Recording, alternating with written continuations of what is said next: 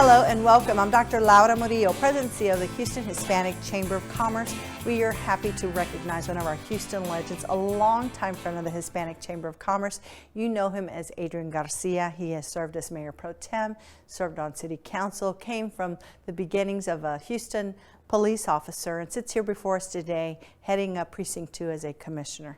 Welcome and congratulations for all that you've done. We really appreciate your engagement with the Chamber of Commerce, your life as a public servant, and also a family man with a daughter and a great wife, Monica. So congratulations. Thank you for being with us. Glad to be here, Doctor, and thank you for allowing me to share a few minutes with you. Well, absolutely. And so first of all, for folks that may not know, you were born and raised in Houston, North Side. That's exactly. Been your hometown for over 35 plus years. That's correct. And you truly have been a public servant in a variety of capacities.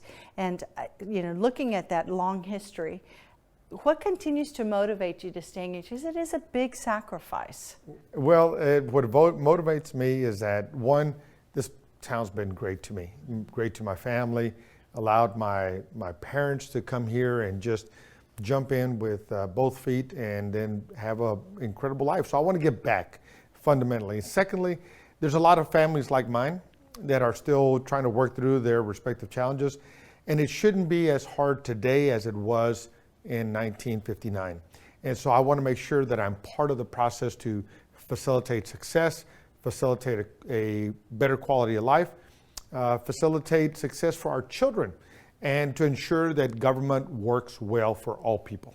So growing up, was it your intention to be a public servant? Did you want to be a police officer? I mean, how did this all get started? No, I mean, look, I was just being a good son and helping in the family business. My father was a auto mechanic, and he had his own business, and so he was a craftsman. He cared about his craft, and he wanted to do a job well done. So he really made sure that we did our jobs and did them well. He would always say, if you're not going to do it right the first time, then don't do it. Let someone else do it. And so I was just focused on doing the family business, but it was my mother that one day brought over our taquitos for lunch and said, I don't think you're happy. And I said, what do you mean I'm not happy? I'm happy. I'm making money. I'm working. All is good. And she says, no, I don't think you're happy. I think you need to look at what your brother's doing. And I had an older brother, Ignacio, who regretfully we lost a few years ago, who was already a Houston policeman. Okay. And so I followed in his footsteps and his example, joined the Houston Police Department in 1980, and it's been a whirlwind ever since. Well, we know that you served as the lead of the anti-gang task force, which again, such incredible work that has been done and continues to be done there. Certainly that opened your eyes to just all of the many needs that we have here in Houston. Tell us a little bit about those early beginnings and city council work. Well, I tell you that as a young policeman, I just cared about, look, you had to protect the community. You had to handle the people who were out there trying to cause harm. But I also knew, growing up where I grew up, that not every kid who is growing up in a tough neighborhood is a bad kid. And so I wanted to make sure that our anti-gang efforts were well balanced with a focus on safety as well as a focus on prevention and intervention. And so that work gave me a little bit of notoriety. I was in almost every community across the city. I was traveling across the state. I was working across the country. And so one day people started telling me, you ought to run for office. And I'm like, nah, I'm a cop. I'm not a politician. And I resisted it. There was a lot of calls for about 2 years. And I was just convinced that that's not what I was going to do, until I made the fatal mistake of saying, look, if my city council seat were to be open, I'd consider it then. But right now it's not. At that time, Councilmember Vasquez was my council member. And I said, if it happened to be an open seat, I might think about it. But I'd already told my wife that I wasn't going to do it. And we talked about it on the Sunday evening. Monday morning, or Monday, was the filing deadline. And I get a call at about 11 o'clock in the morning, and I'm being told, he's vacated the seat. It's an open race. Now get your butt in it. Yeah. And I'm like, I already told my wife I wasn't going to do it. And she was, go home and tell her you are. So that created a series of events. Yeah. Well, and since then, it is true that there are so many needs, and you've served in different capacities. And what we'd like to talk about is what you're doing now and the role that you're playing and what we can expect in the upcoming years as you continue to serve as commissioner. So we'll get back on that. Yeah, well, look, as you know well, there's several levels of government that we all find ourselves in. There's the local government, cities, if you happen to live inside a city. There's a state government. There's the federal government. But one that isn't talked about often enough is our county government. Yeah. And that's the role that I serve today as county commissioner. Well, we'll get right back to that in just a moment.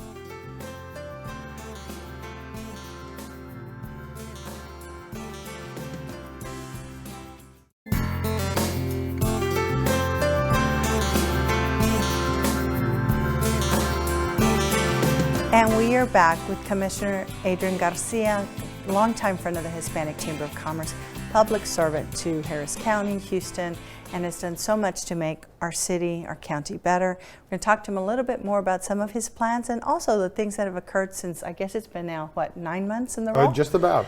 And I'm sure, given Imelda and so many other things that have occurred here, that your plate has been full. You've got a great team of staff and others. But for folks who may not know, explain to them the role of a commissioner. Well, first of all, no matter where you live, whether you live inside the city of Houston, you live in the city of Pasadena, you live in Humboldt, you live in Katy, you're paying Harris County taxes. And so I believe in making sure that every community gets a return on its investment. But the county government is responsible for setting the budgets for all county offices, from the hospital district to the district attorney to the sheriff to the constables, working with the Port of Houston, working with Metro, working with flood control, the public engineering office of the county, and others, the county attorney's office, all the judges, civil and criminal judges. And so that's part of the work of the county commissioner. But as the precinct commissioner, then my precinct, which is Precinct 2 on the east side of Harris County, tends to be my domain. That's where I work to do my work, working to serve the citizens and ensuring that the about $300 million annual budget that I tend to have, that it's invested well to help the citizens. And that's your budget for that particular, this call will go back into that community. That's correct. So you'll make the decisions based on input that you're getting on what your community needs, whether it's schools, infrastructure, parks. That's correct. And collaborating with schools, collaborating with cities, collaborating with MUDs, collaborating with the city of Houston, and others. So collaborating with the Toll Road Authority, which is another part of county government, and collaborating with TxDOT, the federal government, to a large extent when we talk about recovery efforts. So all of these things are part of the work of the county commissioner. And so when it is involving my precinct, I have almost unique authority over the precinct when it comes to working across county lines, or across the county, rather, across precinct lines.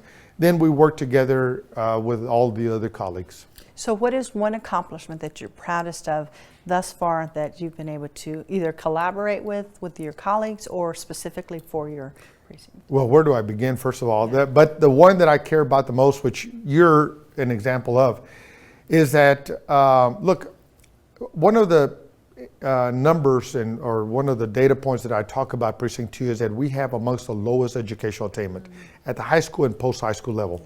So I want to change that. One of the things that I've done already this year is to create our ACT college prep program. Over 200 kids have already participated, free. So you may know well that if you want to make sure your kid has a good score to ensure that they get into the university of their wishes, then they have to have a good SAT score. And so these kids have participated for free in this college prep program. I want them to spread their wings. I want them to become the future Doctora Murillos. I want them to be the scientists that cure cancer. I want them to be the astronauts that land on Mars. I want them to cure our pollution problems, our flooding problems. But they got to get to those And that's the first universities. step. And the truth is that those SAT, ACT programs are very cost prohibitive. Very. And I'd venture to say that I don't know of another program in another part of town that's doing that, No, saying no, don't pay for anything, just show up and take the course. Exactly. And in fact, when I created my program, my colleagues on Commissioner's Court said, why is it only in Precinct 2? And I said, 2 reasons. I thought of it and I'm paying for it. Sure. You want to do it, then pay for it. Sure, absolutely. Well, that's very important. And also we know that's been a big issue here, is that our county continues to grow, yet our resources are limited. What's the plan as it relates to making sure that we stop to say we can't continue doing the same thing with the amount of resources given our growing population? Look, we have to make tough decisions. We have to have leadership. We have to make sure that we give a commitment to the public that the resources you give us are going to be well invested into the community, and it's going to be invested into those areas that will make us continue to grow, be a vibrant economic sector of the country. We have the Port of Houston. We have a lot of freight traffic, but it tears up our roadways. And if we don't take care of our roadways, the freight traffic will go somewhere else, possibly to Beaumont, Corpus, San Diego or New Orleans. We can't have that. We've got to invest in our infrastructure. And keep it here and keep these jobs here and business. As it relates to business, tell us your vision and your goals to retain and attract businesses to the area. Well, I just got through telling the group that, the school I went to, the elementary school I went to, I had a classmate a couple of classes behind me by the name of Jeff Bezos. Jeff, is the, CEO of Amazon, yet he chose not to invest in Houston because we hadn't made a commitment to our infrastructure, to our mass transit system. And we can't have that. If a local guy won't bring his money to Houston, then it speaks to what we have to do and do it with a sense of urgency. That's just an example. So I tell people that if Jeff wasn't willing to come to Houston, other businesses are making the same kind of decision, so we have to do everything possible to make us a point of attraction. Well, and we're going to request at the appropriate time that you call your classmate and That's have right. him give us a second visit now that you and others are doing such incredible work over at Commissioner's Court. We thank you for your leadership, and a special thanks to your family, Monica and Nina, who have been by your side all along. It's a big sacrifice for the family, and they are your biggest cheerleaders. Oh, so I know. Congratulations to them. Yeah. Thank you so much. Thank you. On behalf of the Hispanic Chamber of Commerce, we applaud the efforts of Adrian Garcia, our county commissioner, and all that he does for Harris County. We thank you for joining us, and we hope to see you very soon. Have a great day.